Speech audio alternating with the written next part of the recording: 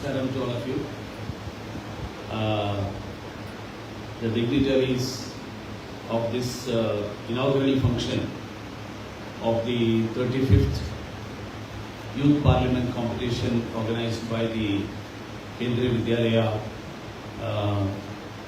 Mr. Santosh Kumar, the Deputy Commissioner, Sobha Ghosh, the Assistant Commissioner, Mr. Anil Kumar, who represents the Central University's International Affairs Department, Principal C. Raji, Madam, other principals of this area, the Vice Principal of this Vidyalaya, the participating teams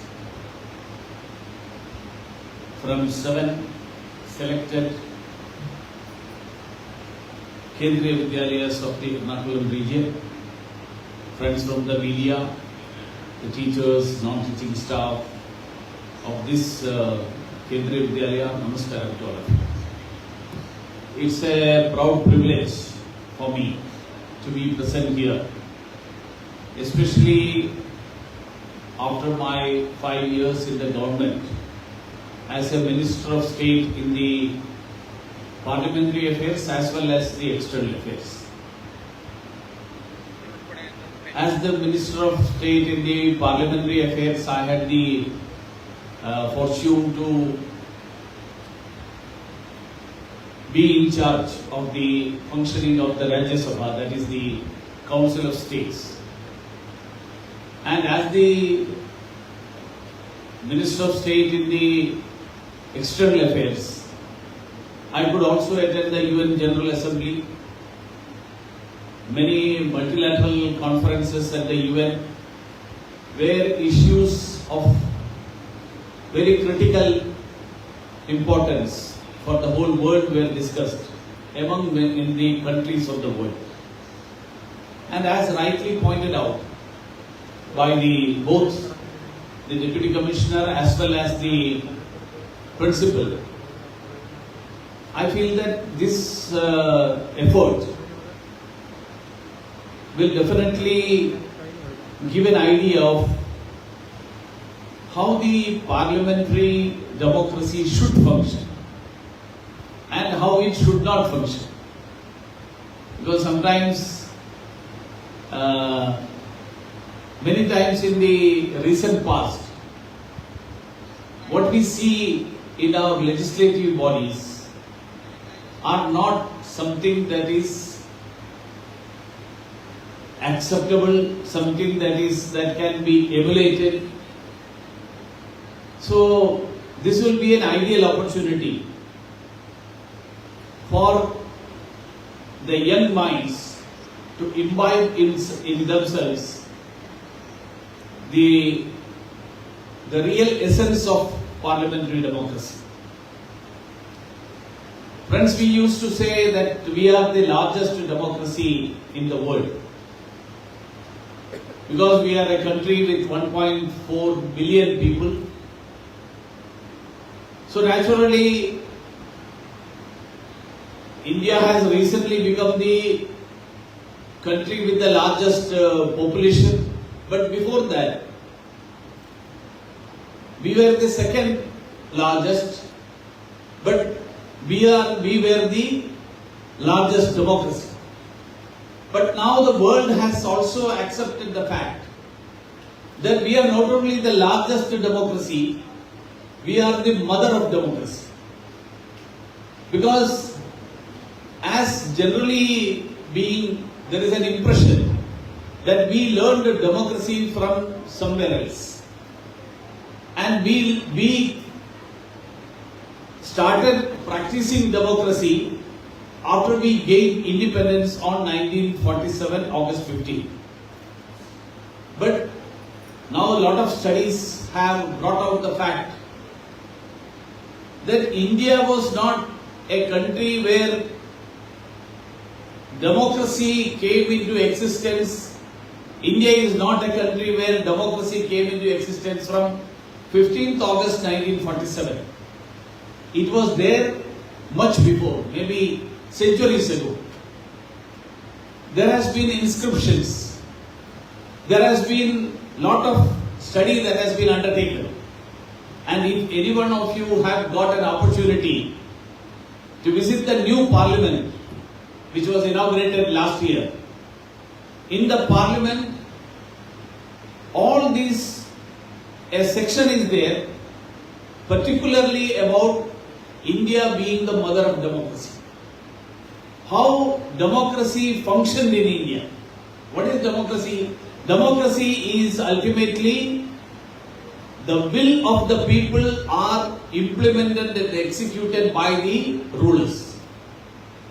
Rulers don't rule for themselves but for the people. That's why democracy is the best known definition of democracy. Of the people, for the people, by the people. That is the definition of democracy. So if it is for the people and by the people and of the people, it means the rule was not for the sake of one person.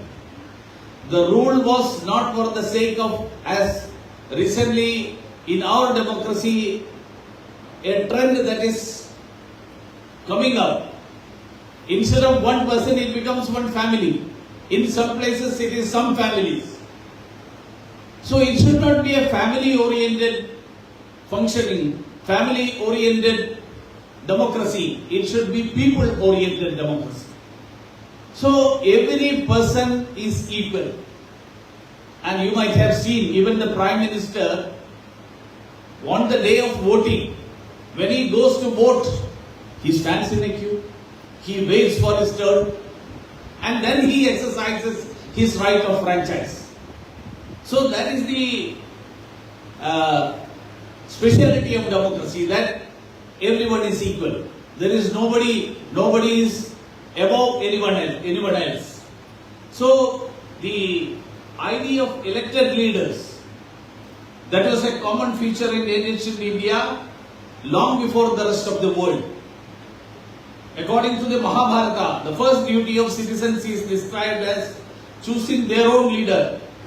And the Vedas, dated much earlier, speak of political power being exercised by broad-based consultative bodies.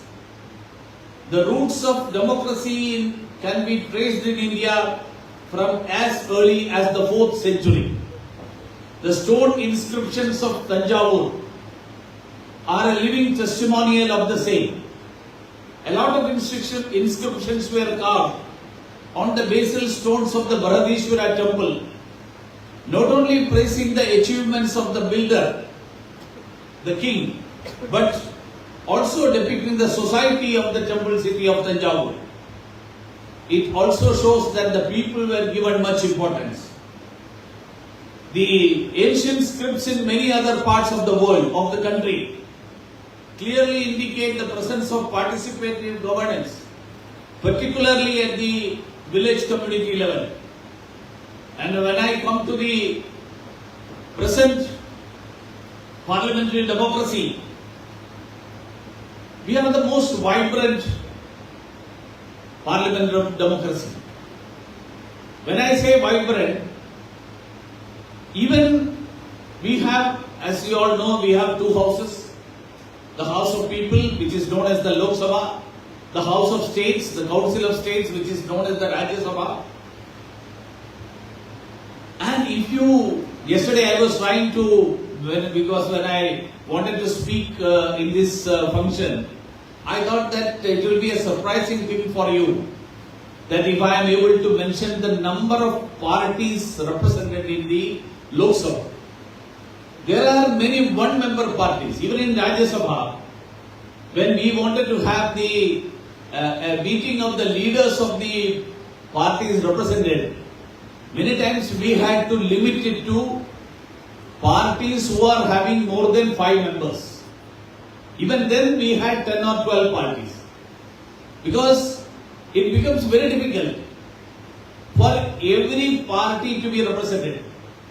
And before our parliamentary functioning has a peculiar tradition, and that tradition is before the session starts, We have 3 sessions. That is the year beginning is the budget session, which is held in the month of January, February. 1st of February we present the budget. On the previous day of the budget, the joint session of the Parliament is addressed by the President of India. We have, in a way, imbibed many things from the Westminster model of democracy. The British House of Commons and the British House of Lords. But you will be surprised to know that the Queen addresses the British Parliament in the House of Lords. And the members of the House of Commons have to come, including the Prime Minister, who obviously is from the House of Commons. He comes and stands.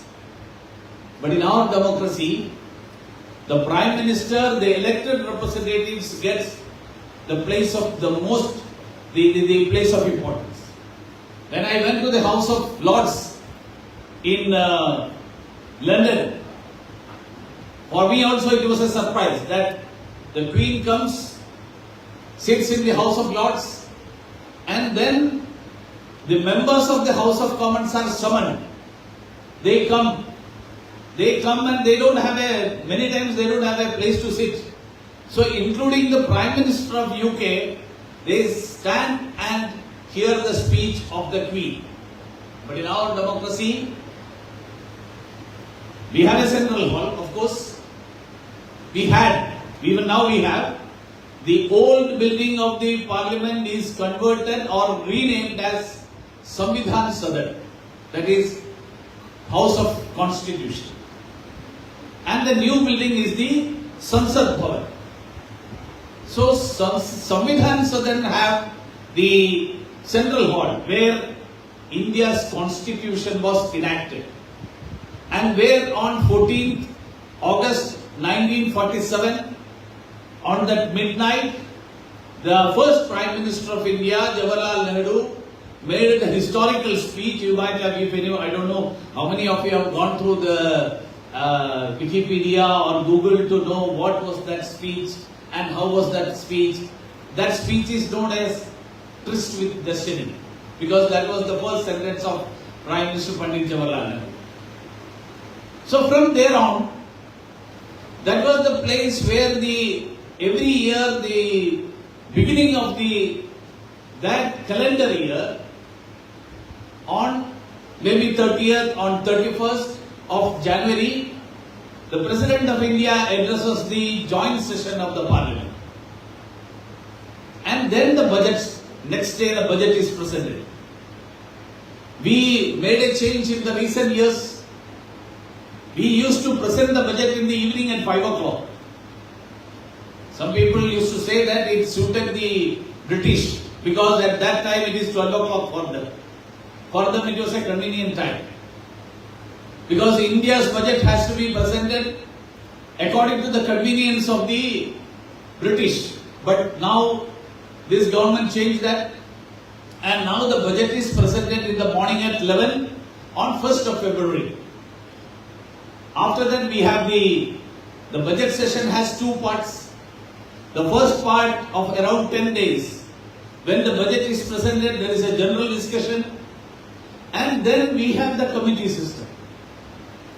We have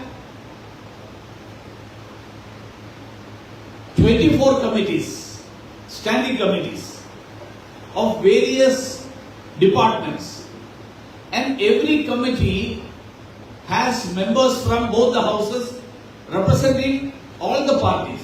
Almost every member is a member of one or the other committee. And the committee goes in detail into the budgetary proposals. So that you don't see in the camera. You don't see in the YouTube or anywhere else. Then after that, when there is a recess of 3 weeks, the Parliament convenes again. There is a continuation of the budget session. In the first week of March or the second week of March, when the committees present their reports, what they feel about the budget from the perspective, from the point of view of that committee and of that department. Accordingly, the government responds to that. That is how the budget is adopted. I have the opportunity to travel to many countries of the world where I had the opportunity to meet the speakers, the parliamentary affairs ministers, and perhaps our democracy, our parliamentary functioning is one of the most scientific method of scrutinizing the government's expenditure. That is why the committee system is there. The parliament has a role, major role. And if I say that the three duties of the parliament, one is securing accountability of the executive through various instruments available to it in the constitution. Second, the final watchdog of the public exchequer, which approves the allocation of funds and finances and monitors the expenditure. If the parliament doesn't pass the expenditure,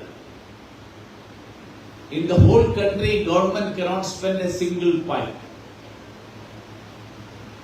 That's why, and that duty is entrusted to the Lok Sabha, that is the House of the People. Rajya Sabha doesn't have the authority to stall anything related to finance that is passed by the Lok Sabha. So all such bills are called as money bills. And when money bills are presented in the Rajya Sabha, of course, Rajya Sabha can suggest some amendments. But if amendments are suggested, the Lok Sabha has the right and authority to discard those proposals. So in budget, when the budget is presented, if any one of you have heard Srimati Nirmala Sitharaman presenting the budget and the discussion, replying to the discussion in the Rajya Sabha, she will not say, pass the budget. She will say, please return the budget. That is the particular word used. That is, Rajya Sabha as of course, as the Council of States, it has its authority, it has its rights. It can propose, but it can return, it has to return the finance bill. And then it goes back.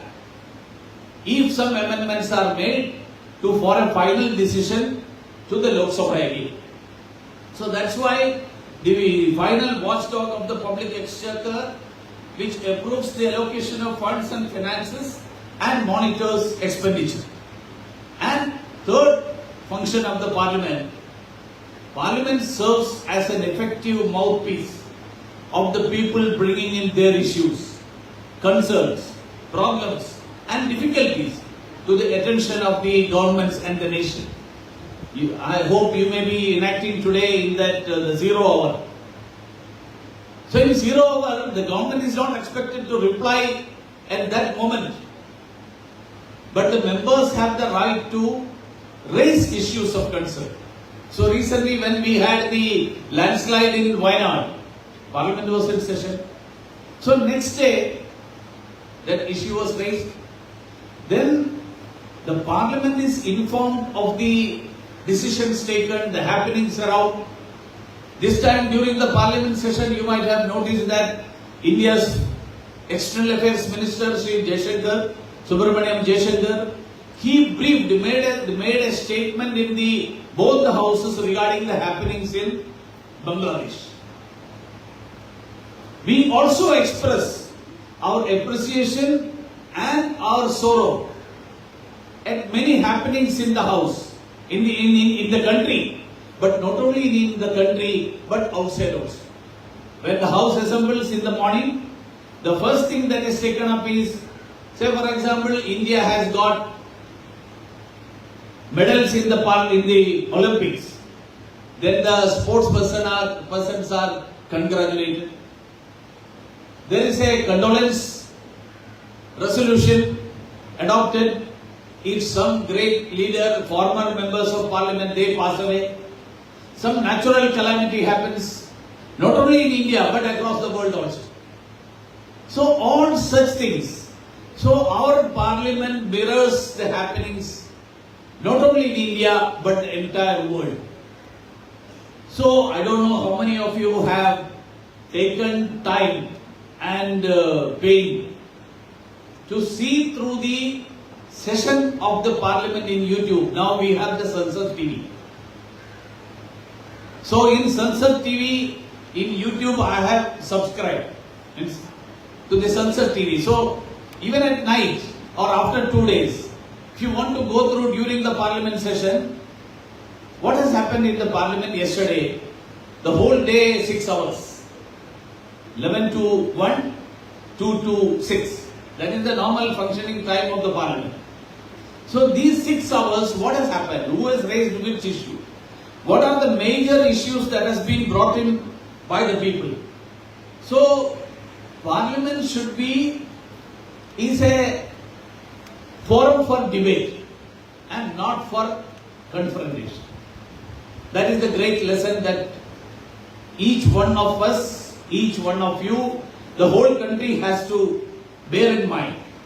So when it becomes a platform of confrontation, it becomes the betrayal of the people's faith and mandate.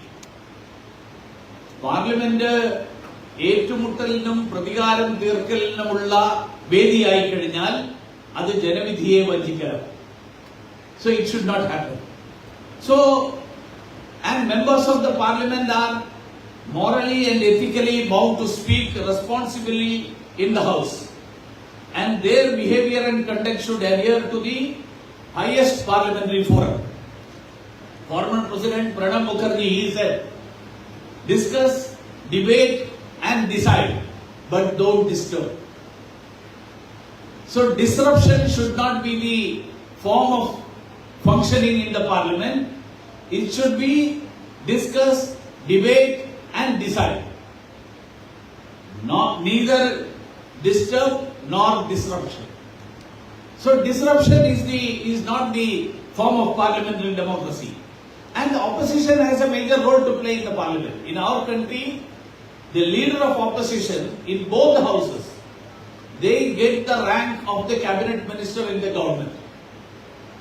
And the leader of opposition in India, he also has the many other authorities, like he participates in key appointments made by the government, such as the selection of the Central Vigilance Commissioner, the Vigilance Commissioner, all these, many of these posts, even now the Chief Justice, the Supreme Court Justices.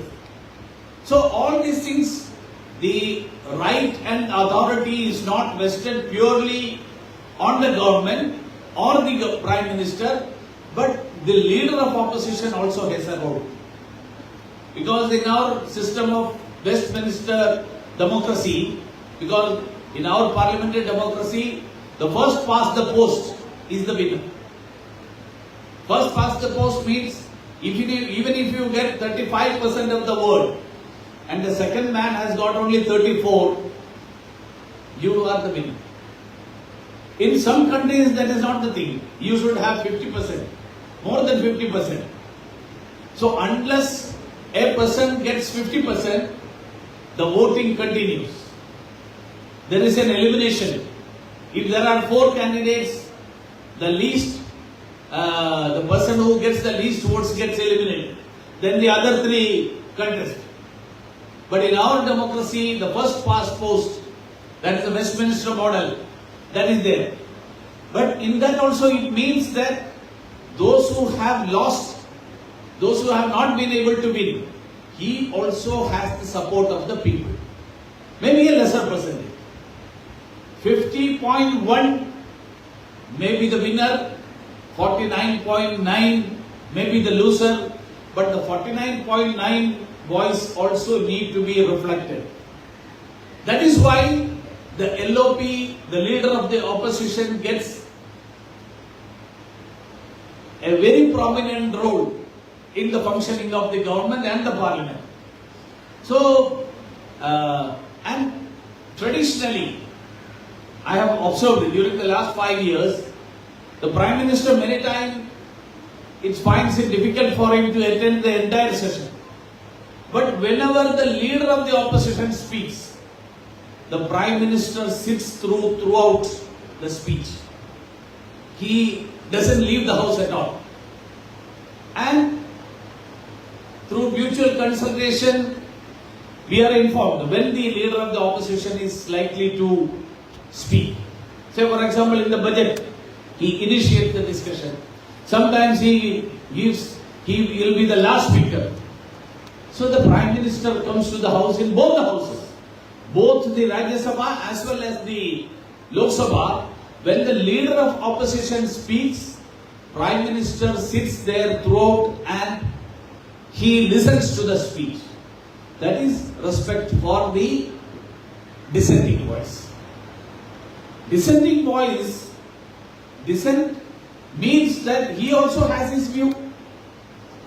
One should hear the dissenting voice also.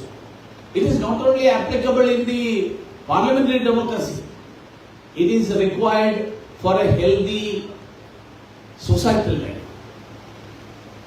If two friends are there, if in your class there are many students, somebody will have one view, there will be others who have their own views. It's always required that we hear the view of the other person. We don't, of course, after that you can take a considered final opinion, final decision.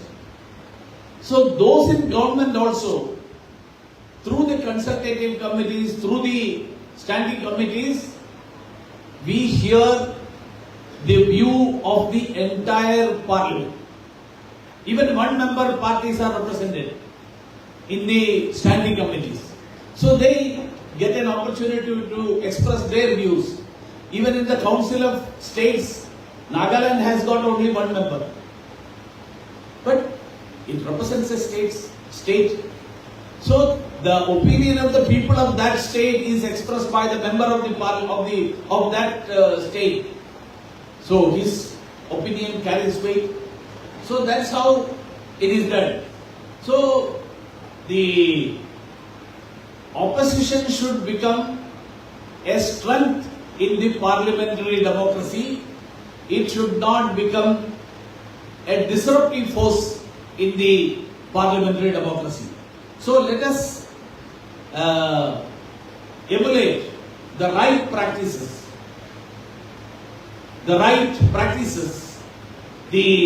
What should be and what has to be, what is the ideal form of democracy. And let this parliament, the mock parliament or the youth parliament, communicate what has to happen in parliamentary democracy. So, Paraspara Bahumanam, mutual respect. Paraspara Bahumanam Kaividatta parliamentary Janadhipatyam. അതാവണം നിങ്ങളുടെ ഈ youth പാർലമെന്റിലൂടെ നിങ്ങൾ ലോകത്തിന് മുൻപിൽ കാഴ്ചവെക്കുന്ന മാതൃക. And let us show the world that the future is bright for Indian democracy and India's parliament democracy. I am sure that this youth parliament will definitely be instrumental in spreading this message and also in providing a platform for each one of us to inculcate the values of parliamentary democracy and respect for the point of view of the other side. With these words, let me conclude and best wishes to all the participants in this mock parliament. Thank you.